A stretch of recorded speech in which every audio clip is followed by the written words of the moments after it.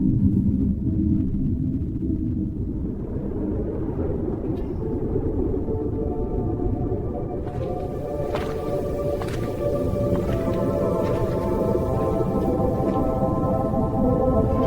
said to the crowd, "The more you feed me, the more I feed you."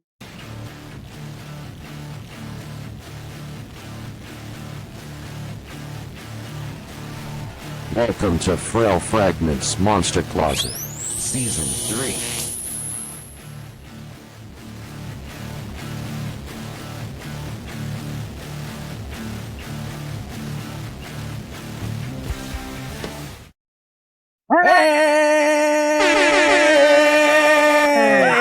This is the Monster Closet episode 239.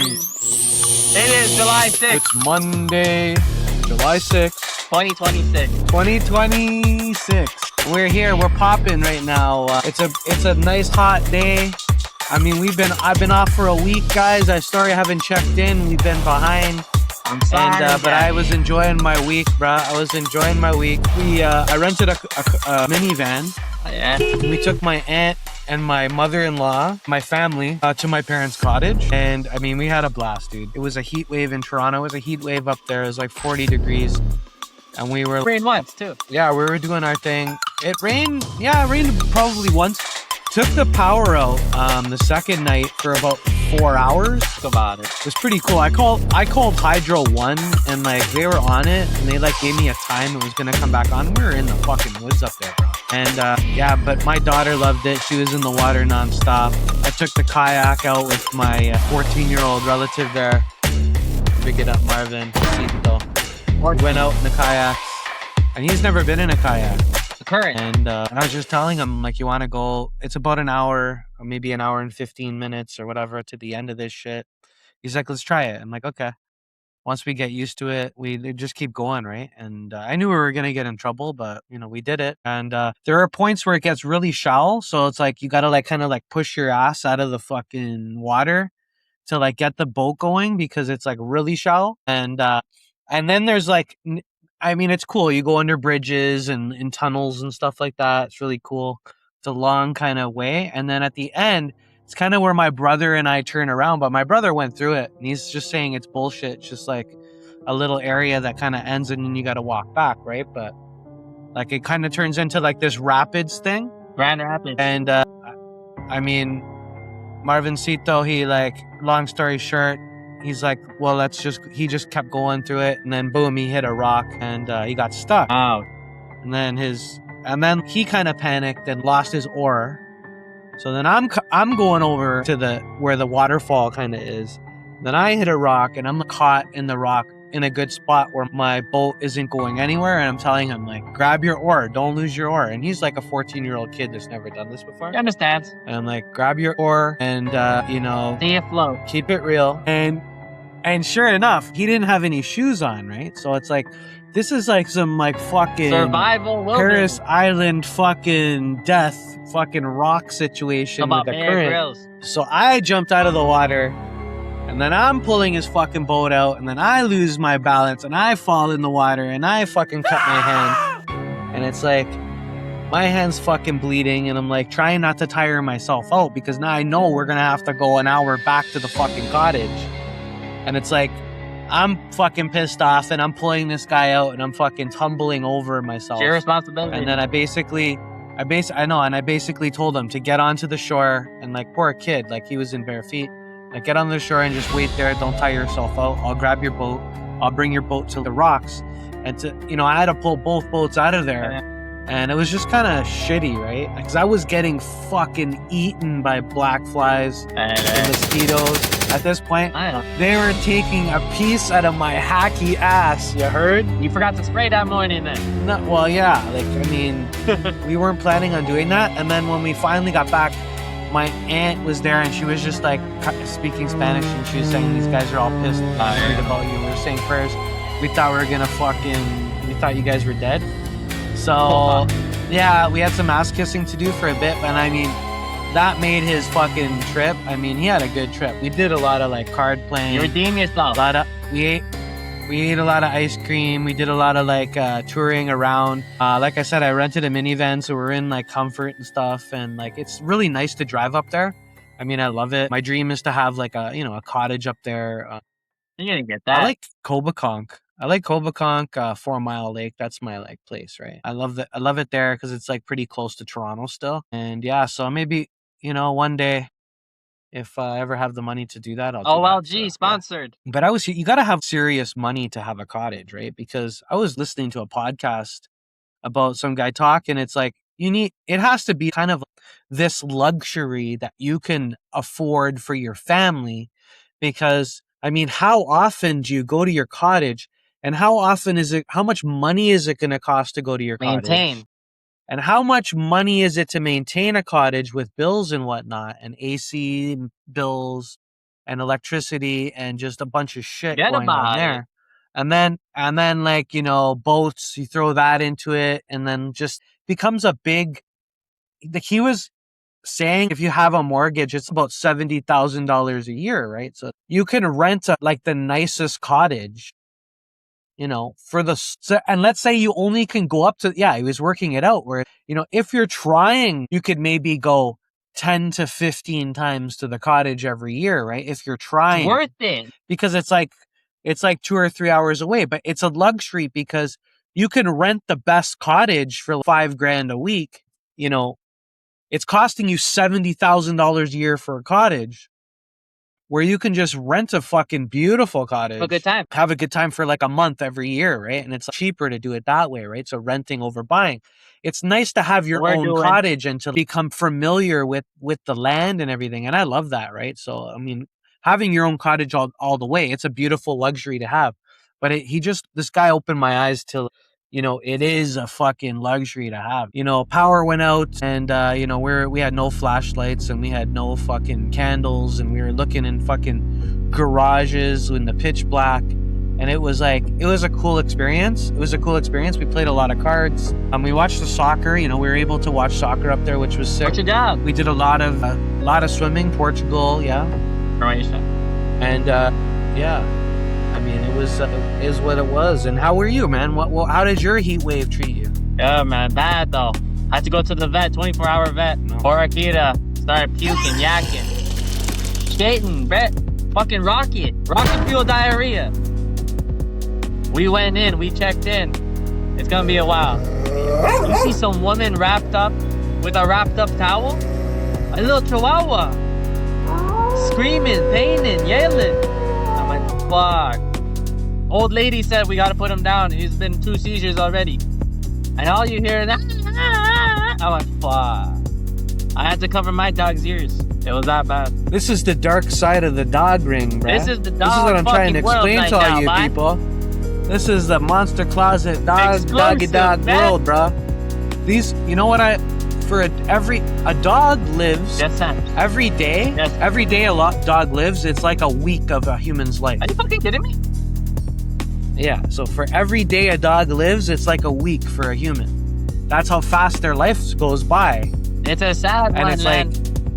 it's a sad one because they're always happy to see you wagging their tail, and then money comes into it, and then it's like these Your vets dog- kind of, it's expensive, and your dog doesn't live that long, bro, and you see your whole dog live before your eyes, and you can't do fucking Can't shit. do You shit gotta all. keep your dog. Nobody wants to babysit your dog. Your dog's puking and shitting everywhere. It's over, And, man. It's over. It's an experience, right? Taking care of a dog. But we paid for the shot. We paid for everything's fine now. The dog's back to normal? Back to normal, back to wagging, back to shaking. Well, you gotta do what you gotta do. What the fuck was wrong with the dog, bro? Ate some in the backyard, I'll tell you. Well, you gotta prevent that. You gotta find out what that is. We need fences. and get That's rid of what it in the is. backyard. We need fences. We need rocks. You do, eh? It is what it was, man. Yeah. So, That's really bad. UFC's coming up. Oh no, we've had some crazy soccer games, bro. talk about that Mexico game. Mexico versus England. Someone I got their did fucking watch, head chopped off and after, right? I don't know, man. That's a I mean, conspiracy. that was a good game. Good match. I didn't think All in England all. were as good as they were. I thought Mexico would have really fucked up England, and especially after a red card. Harry Kane, man. And they couldn't get that equalizing goal. So They got big that it up to penalty. fucking England, man. I mean they beat Mexico, right? He beat Mexico. It's not like Argentina. Argentina didn't really play anybody, right? They got like a fucking bye the whole way through. They played Costa Verde. That's off to the some fucking rocky fucking island where they did a LinkedIn to fucking put their team together. Verde, yeah. And the 40-year-old. The goalie is a school bus driver. 40-year-old school bus driver. And an electrician or some shit like that. And he got These guys have a fucking story on them. They asked him what he wanted, and he said his mom at the game, and Donald Trump got his mom a ticket, and this guy has like fucking millions of followers on Instagram. Good old Donald. And I, big it up to these countries that, just had nothing to lose. And I mean, I don't think Argentina should have won that fucking game, but Argentina were kind of just given a bye to the fucking finals. Who are they playing now? Egypt? And I hope Salah fucking takes them out, because I think Argentina is a very overrated team, right? And I don't want to see France do well either, because they're cocky pieces of shit on a too, different. man. I didn't like how Mbappe acted, and he got handball, and they didn't fucking call that shit. And he was screaming in the goalie's face when the goalie was trying to shake his hand at the end of the game. Who I want to see do well is Morocco and fucking Norway, bro. Like, they're like fucking the team that beat that. They come guns a-blazing. And we'll see what happens to Portugal as well. And because they got a hard one ahead of them, right? So, I mean, it is what it was. UFC, Conor McGregor's fighting Max Holloway. He doesn't have a fucking chance in hell of fucking beating Max Holloway. You can't take that much time off. He has one round and do to shit. prove that he can knock out. It took 10 fucking years off. Max Holloway's been fucking eating up champions on and off anyway, but he's still an active fighter. That's disrespectful to Max Holloway. Put the bank on fucking Max Holloway to fucking take It's 170, Len. It's a different class. I don't care. That guy's a fucking bum, dude. That guy can't fucking do shit in the fucking ring anymore. He's doing too much fucking cocaine, and too much fucking shit's gotten to his head. Same with Ronda Rousey, and I was talking about her earlier in another podcast. She comes back against Holly Holm. Holly Holm's gonna kick her fucking head off. She got that 20. You can't go toe to toe with Holly Holm as a fucking kickboxing match or whatever. Like, Ronda Rousey's a judo fighter. So great fucking sports right now. Ace, we missed you, man. And it was cool when I brought that minivan. We got the Chrysler Pacifica. We rented that van, and my wife fell in love with the van, and my kids fell in love with the van, because we drive a fucking piece of shit Hyundai Elantra, right? So they were falling in love with this fucking van. It had all the bells and whistles. Technology. And it was like, so now I'm kind of like into looking up like what car I'm gonna get next, and it's like I want to get an SUV and a big SUV. I love Hyundai shit, and I like the Palisade, right? That car is fucking beautiful. It's 60,000 maybe. But it's an expensive ride, but I mean that's kind of the size I'm looking at. Or the Telluride fucking Kia, that's like 50,000. But I like to keep it real with Hyundai. They've never done me wrong. I mean, I got my first Hyundai in 2000, and it was 2013. It was an Accent. It was black. It was 2006 Accent. It had like 100,000 kilometers, 110 on it. And it was a lawnmower, and it purred like a fucking kitten, dude. And it would still be on the road today, maybe. It burned some oil when I got rid of it probably 10 years ago. I left it in my mother-in-law's driveway, and she didn't drive it. The brakes seized, and I should have kept that car because it was beautiful. And I bought the Elantra after that, and then Elantra did me well. But so big it up to Hyundai. You make good economy shit anyway. Took my kids to fucking Wonderland. When I brought this car back, we're all down, and I was like, you know what? You want to go to Wonderland? We have seasons passes. My wife's pregnant. She's getting bigger. We're not going to be able to do this for much longer. I'm like, we haven't been to Wonderland. I mean, it's the day of the Canada game. And it's going to rain off and on today. I mean, this is the opportunity. It's like 10 in the morning. We can get to Wonderland. We'll see what it's like. So we get to Wonderland 10 in the morning and get there. And hold on, Ace is messaging me. Ace. There we go. Hey. Okay, Ace, just let me continue with the story, okay? And then you can jump in later. I can't see you, but just jump in. I'm telling these guys about me. So yeah, I'll jump you back. There we go. Gonna bring you back into the story. Welcome back. It's we returned the minivan, and my family was just all like down and out because they love this thing. And it was Saturday morning. It was a rainy day, and it was off and on rain. It was 10 a.m. and it was the day of Canada playing at 1 o'clock. And I'm like, yo, let's go to Wonderland, man. We haven't been to Wonderland. My wife, I was telling earlier, is bigger. We're not going to be able to do this for much longer. We've never been to Wonderland yet. We have seasons passes. Let's do it. We go to Wonderland. Ace. We get there.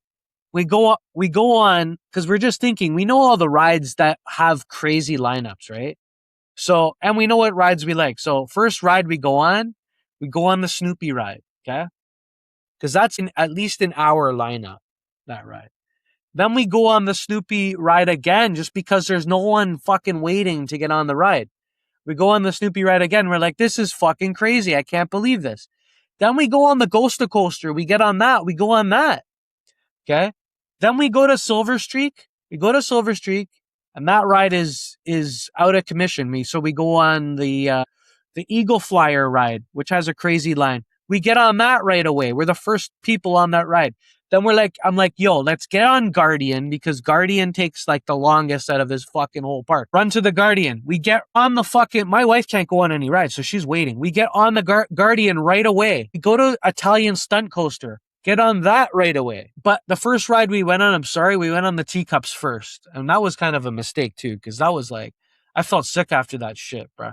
No, I just felt sick. We got on right away. But my point was, we went on 7 rides in 2 hours. And then we got the fuck out of there, bro. We only usually go on like 3 or 4 rides right? Like, cause it's just a lineup, right? So we got our money's worth that day, and we went home. I grabbed a pizza and we ate like fucking doctors, man. Then on the Sunday, I took my son to fucking soccer, and his best friend is now playing in my son's soccer league. And so then the Sunday, my son went to soccer, okay? Please. And then his fucking best friend's at the fucking game. My son's all pumped up, hasn't been to soccer in 2 weeks.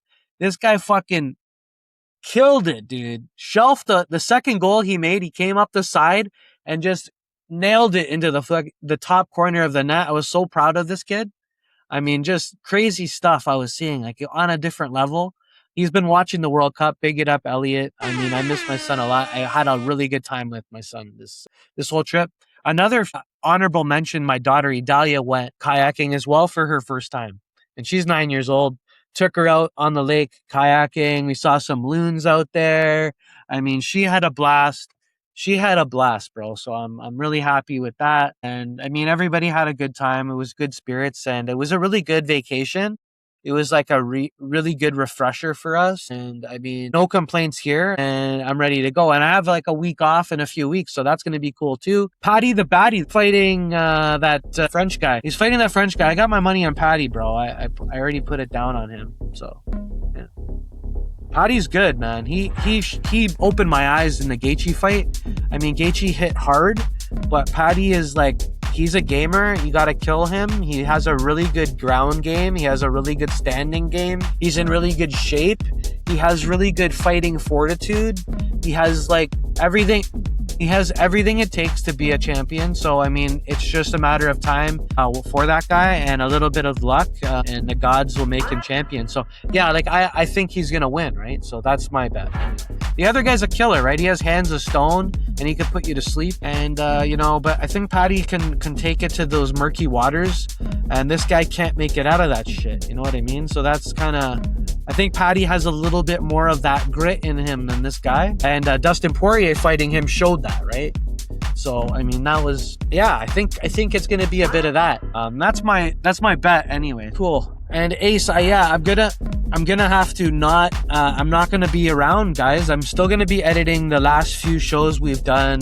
We're like, what is this? Episode 239. Yeah, but I got to still edit 237, 238. We're on the road to 250.